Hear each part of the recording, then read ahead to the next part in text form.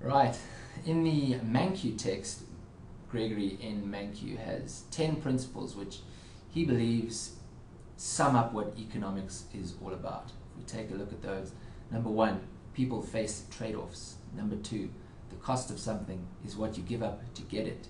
Number 3, rational people think at the margin. Now, as we are reading these, I'm hoping that gears inside your brain are starting to turn and spiderwebs are breaking, and that you remember this stuff from macroeconomics.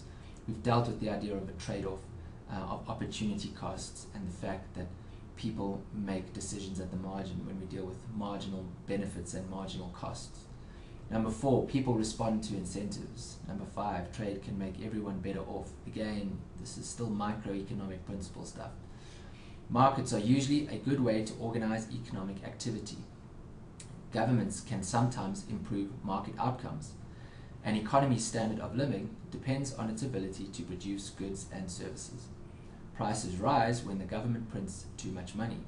Society faces a short-run trade-off between inflation and unemployment. So 7, 8, 9, 10, these are more our macroeconomic things. We haven't dealt with these yet, really. We haven't spoken too much about money and inflation and unemployment, but we will be. So, what does it mean then to think like an economist? Well, essentially it's a summary of those principles that Mankiw gave us. If we're thinking like an economist, we're thinking in terms of trade-offs, we're thinking in terms of opportunity cost and the fact that there is no such thing as a free lunch. In other words, there is always a cost involved in everything that we do, and incentives drive our decision-making process. If we can understand that, or if we're looking into how that works, then we are thinking like an economist. So what is the difference between micro and macro? Well, microeconomics, the study of individual economic agents. Macroeconomics, the study of groups of economic agents. But someone who can explain this way better than I can is this chappie over here. So we're going to watch, we're going to go back there, and we are going to watch his video, except his video is already playing. Let's go back to the beginning. There we go. Okay, let's watch his video.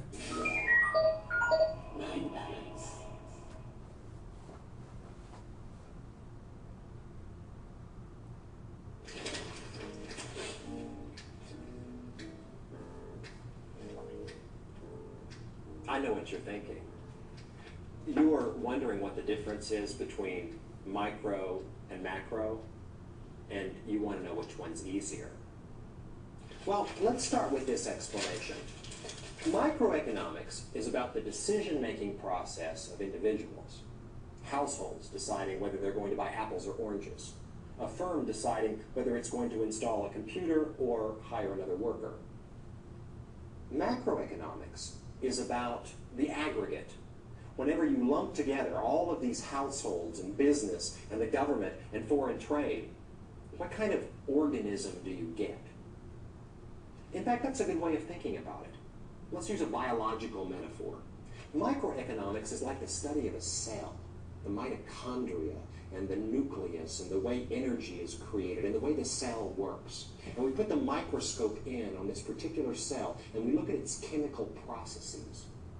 Macroeconomics is stepping back and letting these cells merge until they become a body, something that doesn't look like a cell at all, but in fact has arms and legs and does different things. Cells metabolize energy. Bodies reach over and pick up an apple and eat it. Macroeconomics is about the study of the economy as an organism. It's an organism that has its own vital signs, like inflation and unemployment and the interest rate and the money supply. Macroeconomics is a look at the overall economy as an organism. Microeconomics is looking at how the cell works. Yo, how good is that guy? The cell. Okay. Let's take a break there and go to the next video.